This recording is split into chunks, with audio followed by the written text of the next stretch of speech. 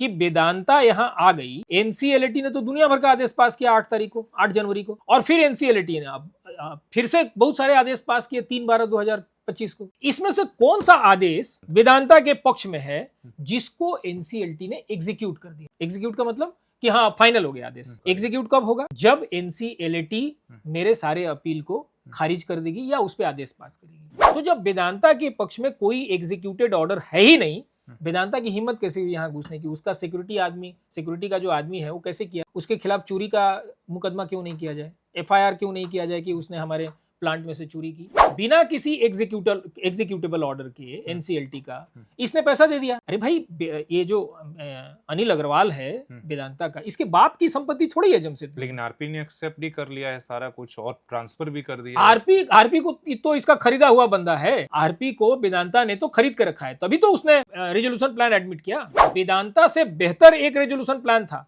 जो शायद 700 करोड़ का था, इसने 545 करोड़ दिया, उसने 700 करोड़ दिया, उसको रिजेक्ट करवाया। 1686 करोड़ का फर्जीवाड़ा किया है पंकज टिब्रेवाल ने। ये किसने कहा? ऑनरेबल एनसीएलटी ने कहा। कब कहा? 30/6/2026 को कहा। तो जब 30 को ये कह दिया कि 1646 करोड़ का तुमने फर्जीवाड़ा किया, तो वेदांता का रेजोल्यूशन प्लान कैसे बचा? कि इसमें जो एडमिनिस्ट्रेशन है जिला का, वो पहले कानूनी स्थिति को समझ ले, ठीक है, ज्यादा कूदफान नहीं करे। ये लोग तो पैसे वाले हैं, ये तो तिजोरी लेके पहुंच जाएंगे, चीफ मिनिस्टर के पास भी पहुंच जाएंगे, डीसी और एसपी के पास भी पहुंच जाएंगे। तो ये लोग ज्यादा कूदफान नहीं करें, पहले लीगल बात समझ ले। हमसे नहीं समझे, हमसे समझने की जरूरत नहीं है, हम तो वर्कर्स को रिप्रेजेंट करते हैं, हम किसी के नौकर थोड़ी है कि हम बताते चलेंगे। अगर आप अपराध करेंगे, अगर आप वेदांता के साथ मिलकर कोई गड़बड़ी करेंगे, तो एफआईआर आपके खिलाफ भी होगा और आपको भी घसीट के ले जाएंगे कोर्ट में। नमस्कार, सोशल संवाद में स्वागत है। मैं शशि भूषण। केबल कंपनी को लेकर आप देख रहे हैं कि जिस तरीके का यहाँ जमशेदपुर में माहौल बना हुआ है, धरातल पर काफी तेजी से काम वेदांता कर रही है। टेक ओवर को लेकर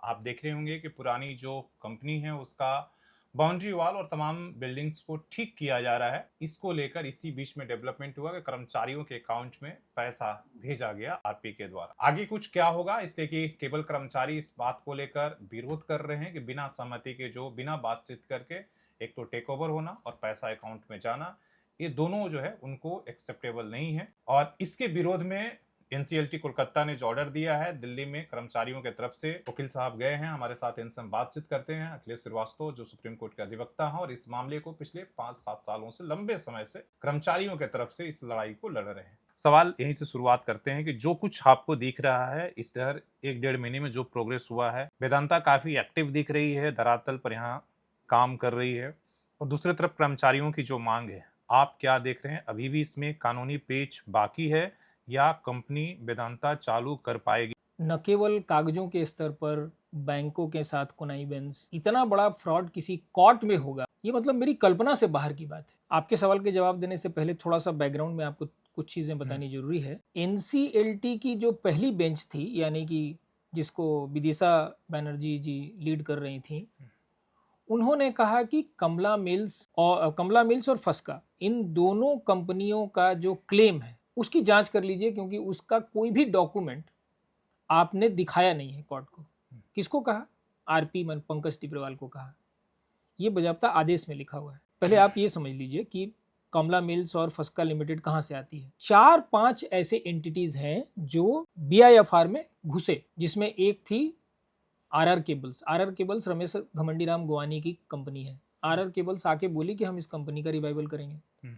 दूसरी कंपनी थी पेगासस, ये आके बोली कि हम कंपनी का रिवाइवल करेंगे। बाद में मजदूरों ने टाटा की एंट्री करवाई कि नहीं टाटा इसको टेक ओवर कर ले, ये लोग टेक ओवर करने लायक नहीं है, ठीक है। तो 2009 में बीआईएफआर ने कहा कि टाटा का जो प्रपोजल है वो सबसे अच्छा है, और इन दोनों के बारे में, पेगासस और आरआर केबल्स के बारे में, बीआईएफआर ने कहा कि इन दोनों का इरादा जो है, वो जो जमीन है, लाख करोड़ों की जो जमीन है इन कैप की, यहाँ और पुणे में, यहाँ 177 एकड़ है और वहाँ 40 एकड़ है, इन दोनों जमीनों को कब्जा करके इस पे ये लोग रियल एस्टेट का धंधा करेंगे, इसलिए ये आए हैं। बीआईएफआर ने कहा 2009 में। बीआईएफआर के बाद बीआईएफआर के आदेश को अपहेल्ड किया एआईएफआर ने, यानी कि अपीलेट बॉडी ने, 2011 में।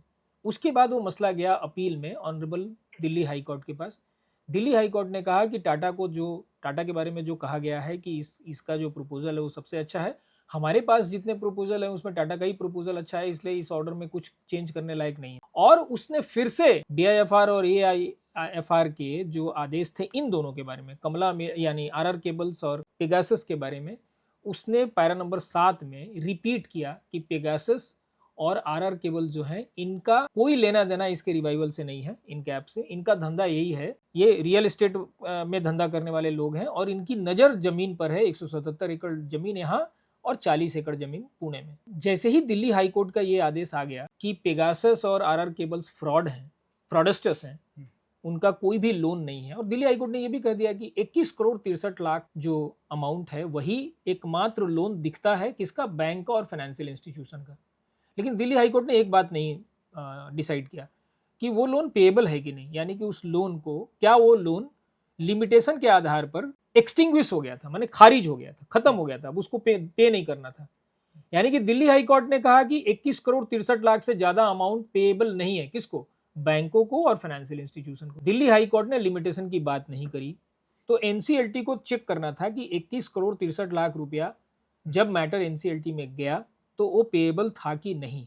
जो मेरा पहला जो आर्गुमेंट था एनसीएलटी में, दोनों बेंच में, विदिशा बनर्जी के बेंच में और फिर लाभ सिंह के बेंच में, दोनों में मैंने कहा कि आपने ये कंसिडर नहीं किया है दिल्ली हाई कोर्ट का जजमेंट। आप दिल्ली हाई कोर्ट का जजमेंट कंसिडर कीजिए तो ये जो 4-5 जो फ्रॉडस्टर्स, जो प्राइवेट कंपनीज इसमें घुस गए हैं, इसमें एक कमला मिल्स है। कमला मिल्स कौन है, RR केबल्स की ग्रुप कंपनी। फस्का लिमिटेड, ये कौन है, RR केबल्स की ग्रुप कंपनी। RR केबल्स ने कहा कि हमने बैंकों का एनपीए खरीदा और कमला मिल्स और फस्का को दे दिया। पेगासस ने कहा कि हमने भी खरीदा एनपीए। ये तीनों जो हैं, जिसको दिल्ली हाई कोर्ट ने रिजेक्ट कर दिया। दिल्ली हाई कोर्ट ने साफ साफ कहा कि RR केबल और पेगासस जो हैं ये फ्रॉडस्टर हैं, इनको कोई मतलब नहीं है, ये रिवाइव नहीं करने वाले हैं, इनकी जो नज़र है वो इसकी ज़मीन पर है, इसलिए बाहर किया दिल्ली हाई कोर्ट ने। उससे पहले BIFR ने बाहर कर दिया था, उसके बाद AIFR ने बाहर कर दिया, दिल्ली हाई कोर्ट ने बाहर कर दिया। तो 1/7/2016 को ये तय हो गया कि इस कंपनी का कुल ऋण यानी कि देनदारी केवल 21 करोड़ 63 लाख की है, और देना किसको है, बैंक को। तो फिर एनसीएलटी में ये सारे जो प्राइवेट पार्टीज हैं, ये कहां से आ गए, ये बोल के कि भाई हमने एनपीए खरीद लिया बैंकों का, इसलिए अब ये लोन हमारा है, ये लोन हमको देना है बैंक, इसको कहां से आ गए। कमला मिल्स और कमला मिल्स की दूसरी जो कंपनी है, मतलब जो रमेश गमंडी राम गुवानी की कंपनी है फस्का, उसको उसने इंट्रोड्यूस किया कि ये लोग सिक्योर्ड क्रेडिटर है, मतलब इनकी जो लेनदारी है ये से केबल टाउन से, ये उसने इंट्रोड्यूस किया। साथ में उसने पेगासस को इंट्रोड्यूस किया, कहा कि इसकी भी लेनदारी है। कमला मिल्स और फस्का के बारे में कहा कि इन लोगों ने एनपीए खरीदा आईसीआईसी बैंक का।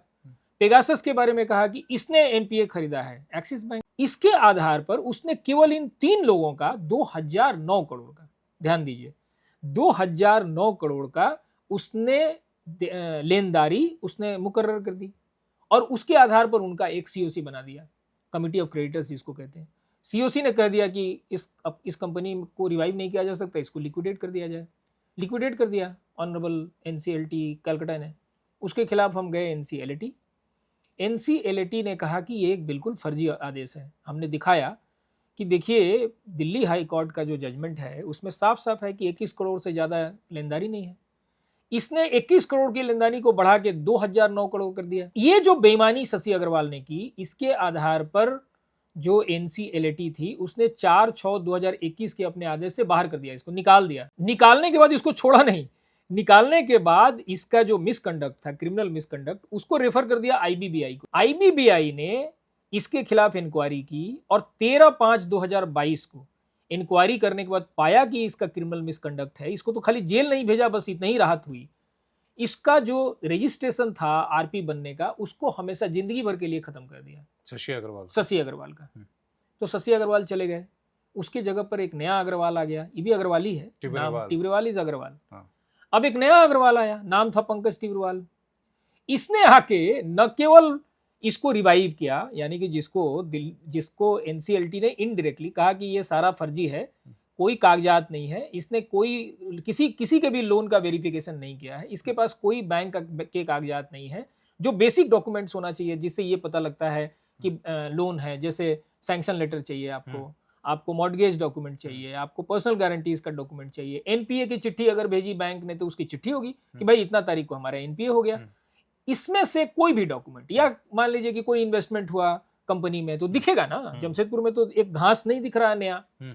जमशेदपुर में 1992 के बाद जमशेदपुर में एक नया ना घास नहीं हुआ है, मतलब एक नया इन्वेस्टमेंट नहीं हुआ है। तो ऑनरेबल एनसीएलटी ने 2021 में ही कह दिया जून में कि इसने फर्जीवाड़ा किया है, इसके पास कोई डॉक्यूमेंट नहीं है और ये प्राइवेट जो पार्टीज हैं इसका जो इसने लोन एडमिट कर लिया है वो बिल्कुल फर्जी है। इसके चलते उसको हटाया। हटाने के बाद इस आदमी की हिम्मत देखिए, जो नया अग्रवाल आया यानी कि पंकज टिब्रेवाल, इसकी हिम्मत देखिए। इसने न केवल इन लोगों को बरकरार रखा, किसको? कमला मिल्स, फस्का लिमिटेड और पेगासस को। आरआर केबल्स ने तो कहा कि हमने अपना एनपीए बेच दिया अपने ग्रुप कंपनीज को। आरआर केबल्स ने कहा कि हमने बेच दिया अपना एनपीए जो मैंने खरीदा था आईसीआईसी बैंक का, वो हमने दे दिया कमला मिल्स और फस्का को। तो उस आरआर केबल्स की जगह पर कमला मिल्स और फस्का आ गई। ये तीनों कंपनी रमेश घमंडी रामगुआनी को, जो सबसे बड़ा फ्रॉडस्टर है इस पूरे मतलब प्रोसीडिंग में, यानी कि इनकैब कंपनी के प्रोसीडिंग में जो सबसे बड़ा फ्रॉडस्टर है वो रमेश घमंडी रामगुआनी। अभी फरार है वो, उसके खिलाफ यहाँ से वारंट इशू होना है जमशेदपुर से भी, लेकिन वो फरार है, वो सामने नहीं। उसके खिलाफ इतने सारे केस हैं, वो बहुत बड़ा फ्रॉडस्टर है। इन लोगों को रख दिया इसने। हिम्मत देखिए, बिना पैसा लिए थोड़ा रखेगा, कोई ना कोई क्विड प्रो तो चाहिए। चोर है पंकज टिब्रेवाल, जो है एकदम खानदानी चोर है। इसने इन तीनों को पहले रखा। उसके बाद देखिए एक नया आदमी ले आया, ट्रॉपिकल वेंचर्स। ट्रॉपिकल वेंचर्स ने आके कहा कि मेरा 2300 करोड़ से ज्यादा का लोन है। कहां से भाई? तो उसने कहा कि 98 में 63 करोड़, आईसीआईसी बैंक का 10 करोड़, एचएसबीसी का 15 करोड़ और सिटी बैंक का 63 करोड़। ठीक है, सब मिला के लगभग 85-87 करोड़ रुपया हुआ। उसने कहा कि ये गारंटी थी इतने की, इस गारंटी को पे किया हमारे पेरेंट कंपनी यानी कि यूनिवर्सल लीडर ने, और पे करने के बाद उसने हमको मतलब लोन ये गारंटी थी 1998 की, पे किया 2000 और 2001 में तीनों को। और उसके बाद जो पेमेंट हुआ तो मतलब ये लोन हो गया इसके ऊपर में, कम केबल के ऊपर में। उसके बाद इसने इस लोन को हमको असाइन कर दिया, यानी कि पेमेंट किया 2001 में और इसको असाइन किया 8/3/2007 को। हम बोल रहे हैं ताकि लोग फैक्ट जान ले ठीक से। ये कह रही है ट्रॉपिकल वेंचर कि हमारे पेरेंट कंपनी ने लगभग 85-83 करोड़ रुपया जो गारंटी थी उसको पेमेंट किया, और उसके बाद वो जो पेमेंट हुआ वो लोन हो गया इसके खिलाफ, केबल कंपनी के खिलाफ। उस लोन को हमको असाइन कर दिया। पेमेंट किया 2000 और 2001 में और असाइन किया 8/3/2007 को। पहले तो आप 2000 और 2001 में अगर आपका कोई लोन है तो आप 2007 में असाइन कर रहे हैं, तो वैसे ही बाई लिमिटेशन वो 0 हो गया।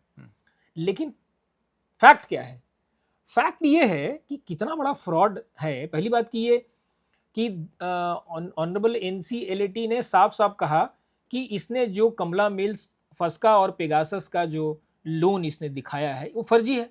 इसके आधार पर उसने शशि अग्रवाल को हटाया और उसका लाइसेंस कैंसिल, उसका रजिस्ट्रेशन कैंसिल हुआ। अब उसी तीनों को इसने दोबारा इंट्रोड्यूस किया पंकज टिब्रेवाल ने, और साथ में एक नई कंपनी को, ट्रॉपिकल को इसने इंट्रोड्यूस किया। तो जब ट्रॉपिकल उस समय नहीं थी जिस समय शशि अग्रवाल था, तो तूने कहां से ले आया इसको? तेरे समय में इस, यानी कि ये जो पंकज टिब्रेवाल है, ये जो चोर है, इस चोर के समय कोई नया क्लेम तो फाइल करना नहीं था। समझिए इस बात को। पंकज टिब्रेवाल को कहा क्या एनसीएलटी ने या एनसीएलटी ने, जब उसको अपॉइंट किया गया 4/6/2021 को शशि अग्रवाल को हटाया गया। उसके बाद जूनी महीने में उसको अपॉइंट किया गया, यानी कि पंकज टिब्रेवाल को। पंकज टिब्रेवाल को एनसीएलटी ने बोला क्या? उसको कहा कि भाई जो भी लोन है उसको, जो जेन्युइन लोन है उसको तुम वेरीफाई करो। वेरीफाई करने के बाद करेक्ट सही लोगों का सीओसी बनाओ। तो सही लोग केवल वर्कर्स थे और कोई भी नहीं था। यानी कि सीओसी अगर बनेगी इस कंपनी में तो केवल वर्कर्स की बनेगी, वर्कर्स को छोड़कर कोई भी सीओसी नहीं बना सकता इस कंपनी में।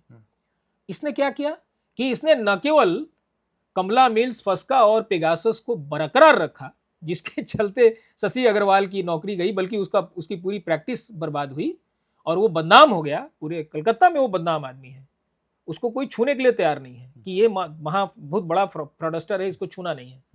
ठीक है, उसके चलते हमको लगता है कि institute of chartered accountants of India भी बदनाम हुई, मतलब ऐसे जो चोर हैं उनकी वजह से। लेकिन इसकी हिमाकत देखिए कि उसके बाद भी उन तीनों को बरकरार रखा और एक नया आदमी इंट्रोड्यूस कर दिया। तुमको किसने कहा? एनसीएलटी या एनसीएलटी ने तुमको कहां कहा कि तुम किसी नए आदमी का, एक प्रोसीडिंग तो पूरा हो गया था ना, प्रोसीडिंग तो रिवाइव नहीं कर रहे थे, प्रोसीडिंग पूरा होना था, पूरा हो गया था, आपको शुरू कहां से करना था? जहां शशि अग्रवाल ने छोड़ा था।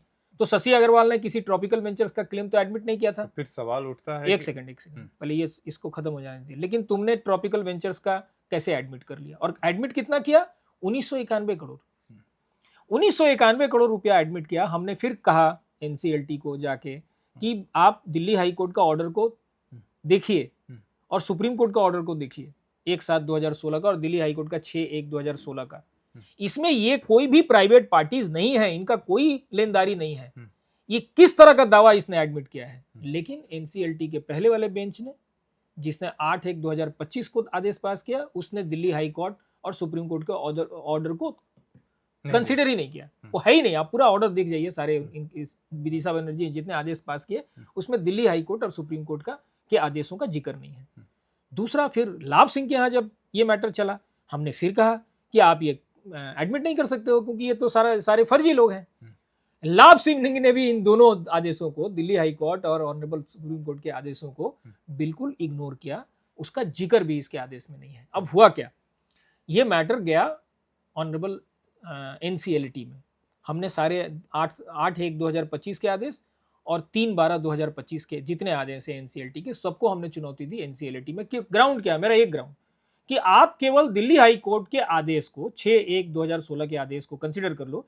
ये सारे जो प्राइवेट पार्टीज हैं, यानी कि पेगासस, फस्का, कमला मिल्स, ट्रॉपिकल, ये सारे गायब हो जाएंगे क्योंकि इनका कोई लोन ही नहीं है। और जब ये गायब हो जाएंगे तो चूंकि ये सीओसी बनाए हैं तो वेदांता गायब हो जाएगा। ठीक है, इस ग्राउंड पर मैंने अपील दायर किया एनसीएलटी में। कुछ लोग और भी चले गए इसके खिलाफ, ट्रॉपिकल के खिलाफ। ट्रॉपिकल का जो ये दावा मंजूर किया था 1732 करोड़, ये जो फ्रॉडस्टर है पंकज टिब्रेवाल, इसके खिलाफ पेगासस चली गई ऑनरेबल एनसीएलटी और बोली कि इसका जो 1732 करोड़ का दावा इसने जो मंजूर किया है वो गलत है क्योंकि इसमें 1646 करोड़, यानी कि 1646 1646 करोड़ जो है वो इंटरेस्ट है। तो आईबीसी में इंटरेस्ट का दावा जो है वो एडमिट नहीं होगा, एडमिट होगा केवल लोन। लेकिन पेगासस, पता नहीं क्यों उसके पास डॉक्यूमेंट है या नहीं है, पेगासस ने ये मान लिया कि इसने सच में कोई गारंटीज रही होगी जिसको इसने पेमेंट किया, जबकि कोई गारंटीज है नहीं। अरे गारंटीज तब होती जब कोई लोन लिया जाता, लोन के अगेंस्ट में गारंटी होती है। जब 1998 में कोई लोन ही नहीं लिया गया केबल टाउन के नाम पर और एक पैसा इन्वेस्टमेंट नहीं हुआ 1992 से लेके आज तक, तो फिर गारंटी कहां से आ जाएगी? गारंटी ऐसे ही आ जाएगी बिना मतलब का गारंटी। गारंटी दो ही कारण से आएगी, आप कोई कैपिटल एसेट इंपोर्ट करते हैं बाहर से, ठीक है, या आप कोई कैपिटल एसेट इंडिया से खरीदते हैं एलसी के आधार पर, लेटर ऑफ क्रेडिट जो होता है उसके आधार पर, तभी कोई गारंटी खड़ी होगी। ठीक है ना? या फिर आप कोई लोन लेते हैं तब आप गारंटी क्रिएट करेंगे। अगर आप कंपनी को रिवाइव करने के लिए कोई लोन लेते तब वो जो पैसा दिख रहा है कि इतने की हमने गारंटी दी, 87 करोड़ की हमने गारंटी, 93 करोड़ की हमने गारंटी दी, ये तब दिखता जब आप कोई लोन लेते। तो कोई लोन तो लिया नहीं गया, कोई कैपिटल एसेट तो खरीदा नहीं गया। तो जब कैपिटल एसेट खरीदा नहीं गया, कोई लोन ली नहीं गई, तो फिर गारंटी कहां से आ गया? ये तो कोर्ट ने कहा, ऑनरेबल एनसीएलटी ने कहा कि तो फर्जीवाड़ा है। 1646 तो फिर एक्सेप्ट करोड़ कैसे कर लिया? बता रहे, फैसला कैसे बता रहे, फैसला दिया एनसीएलटी ने। एनसीएलटी ने दिल्ली हाई कोर्ट के आदेश को और ऑनरेबल सुप्रीम कोर्ट के आदेश को दरकिनार करके, उसको इग्नोर करके, नजरअंदाज करके, उसने इसका जो 3074 करोड़ का इसने लेनदारी बनाई। किसने? ये जो फ्रॉडस्टर है पंकज टिब्रेवाल ने, इसने इन सारे लोगों का, प्राइवेट पार्टीज का टोटल दावा मंजूर किया 3074 का। तो फिर और उसके अगेंस्ट में वेदांता आके बोली कि हम 545 करोड़ का आपको रेजोल्यूशन प्लान दे रहे हैं, यानी कि हमारा 545 करोड़ रुपया आप ले लीजिए, ये जो 3000 करोड़ की लायबिलिटी है इसको पेमेंट कर दीजिए प्रोपोर्शनेटली 3074 करोड़। उसके अगेंस्ट में 545 करोड़ रुपया उसने दिया, इनको दे दीजिए और 1000 करोड़ की कंपनी हमको दे दीजिए। तो अब समझिए कि दोनों कैसे इलीगल है। तो पहली बात की जो सीओसी बनी उसमें इसने पेगासस को रखा, कमला मिल्स को हटा दिया, फिर इसने रखा क्या नाम है आईसीआईसी बैंक को, और इसको हटा दिया ट्रॉपिकल वेंचर्स को। ट्रॉपिकल को कहा कि ये रिलेटेड पार्टी है, और कमला मिल्स को भी कहा कि रिलेटेड पार्टी है कमला केबल टाउन की, इसलिए दोनों को हटा दिया सीओसी। सीओसी में कौन आ गया? फर्जीवाड़ा समझिए, मैं क्या बता रहा हूं पहले सुनिए। अब आईसीआईसी बैंक आ गई। अब आईसीआईसी बैंक कहां से आई? आईसीआईसी बैंक का पैसा, मैंने उसका तथाकथित जो लोन है उसको कमला मिल्स ने कहा कि हमको असाइन कर दिया। ठीक है, 21/6/2006 का उसका दावा है कि इसने कमला मिल्स ने हमको असाइन कर दिया। तो ये पैसा तो कमला मिल्स के पास चला गया है ना, अगर कोई एनपीए था तो। फिर बाद में उसी को यूनिवर्सल लीडर ने दावा किया कि गारंटी था, हमने पेमेंट कर दिया, 1998 की गारंटी थी और हमने इसको 2001 में पेमेंट कर दिया, अप्रैल और जून में, और वो पैसा हमने असाइन कर दिया अपने ग्रुप कंपनी को, यानी कि ट्रॉपिकल को। अब देखिए कि ये 10 करोड़ रुपया है जो नहीं है एक्चुअली, लेकिन मान लीजिए कि पेपर पे है 10 करोड़ रुपया, उस पर दावा किसका है? कमला मिल्स का। दूसरा किसका दावा है? ट्रॉपिकल वेंचर का। अब उसके बाद खुद आईसीआईसी बैंक आके बोल रही है कि ये 10 करोड़ रुपया मेरा है। तो 10 करोड़ रुपया किसका किसका है? आईसीआईसी बैंक का है कि कमला मिल्स का है कि ये ट्रॉपिकल वेंचर्स का है? किसका है? ये भी एग्जामिनेशन एनसीएलटी ने नहीं किया। और चूंकि इन लोगों ने फ्रॉड किया, इसके चलते इन्होंने जो दस्तावेज, जिसकी बात मैं कर रहा हूं, ये सारे दस्तावेज एनसीएलटी में नहीं थे।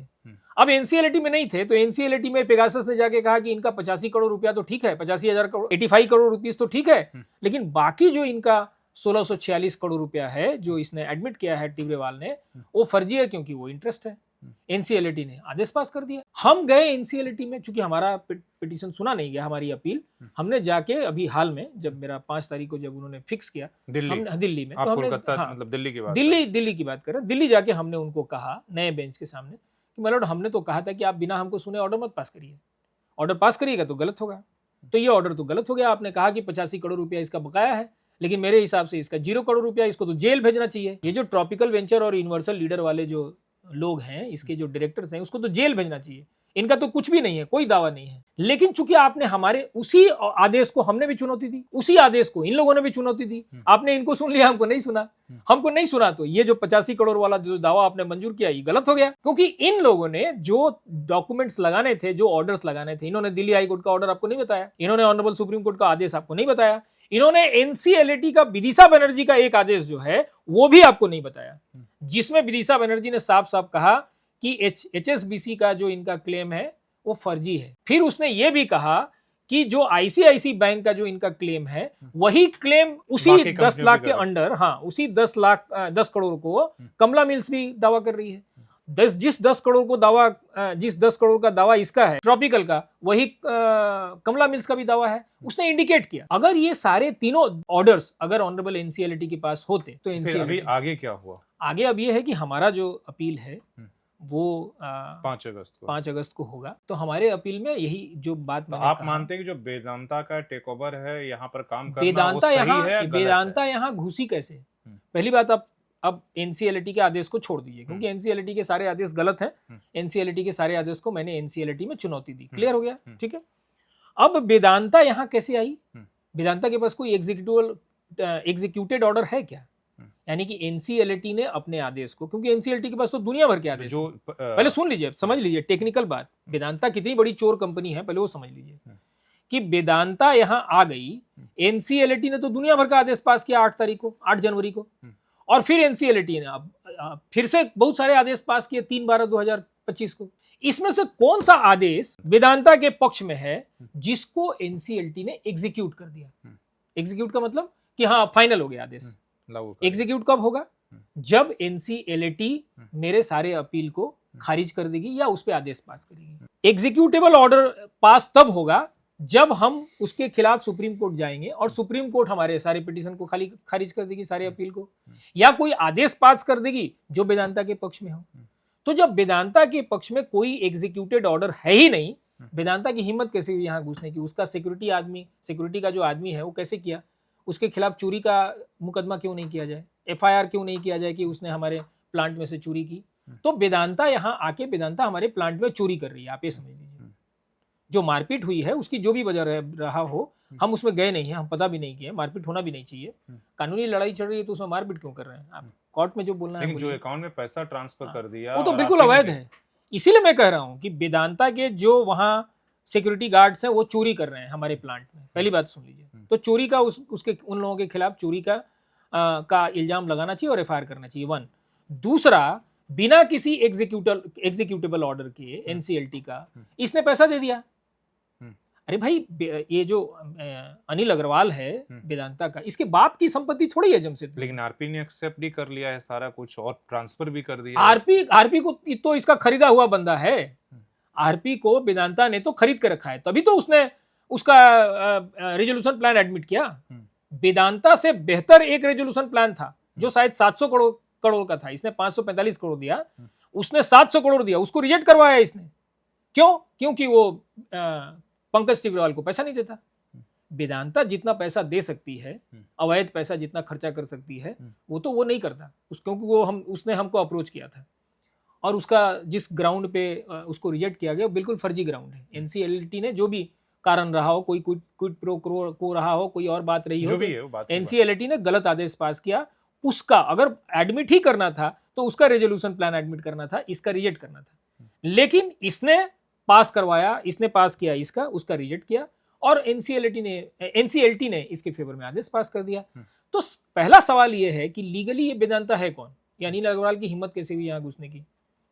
एक तो इसके सिक्योरिटी वालों ने जाके मारपीट की, कुछ तोड़फोड़ किया, उसके खिलाफ लोग गुस्साए और उसके बाद मारपीट किए, नोटिस भी जारी किया, नोटिस जारी किया। तो सबसे पहले तो जितने काम इसने किए अवैध, एक इसके सारे सिक्योरिटी मैन जो हैं उसके खिलाफ चोरी का आरोप लगाना चाहिए, पता करना चाहिए कि प्लांट से क्या क्या चोरी गया क्या, और अनिल अग्रवाल पर चोरी का आरोप लगना चाहिए। अगर चोरी हुआ है, हाँ एफआईआर करेंगे। हमारी बात हो गई है, हमारे जो जिन्होंने हमको वकालतनामा दिया है या आप जिन्होंने हमको ऑथराइज किया, हाँ वर्कर, उनसे हमारी बात हुई है। जिन्होंने हमें ऑथराइज किया है, जिन लोगों ने, उनसे हमारी बात हुई है। हमने उनको कहा है कि प्लांट में जो पहले प्लांट की छानबीन कर लीजिए, उसमें से अगर चोरी हुई है तो ये चोरी का इल्जाम सीधी वेदांता का जो मालिक है अनिल अग्रवाल, उस पर जाता है और उसके सिक्योरिटी गार्ड्स पर जाता है।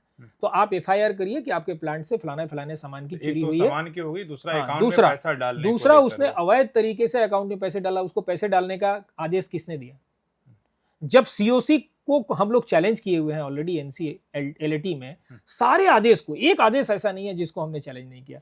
उसमें से एक आदेश पर जिसमें हम नहीं थे, उसमें भी एनसीएलटी ने कहा कि इसने 1646 करोड़ का फर्जीवाड़ा किया है। किसने? पंकज टिब्रेवाल ने। तो जब एनसीएलटी अपने नए आदेश में 30/6 का आदेश है जिसके खिलाफ हम जा रहे हैं सुप्रीम कोर्ट में कि 85 जो आपने कहा वो भी गलत है, 1686 करोड़ का फर्जीवाड़ा किया है पंकज टिब्रेवाल ने। ये किसने कहा? ऑनरेबल एनसीएलटी ने कहा। कब कहा? 30/6/2026 को कहा।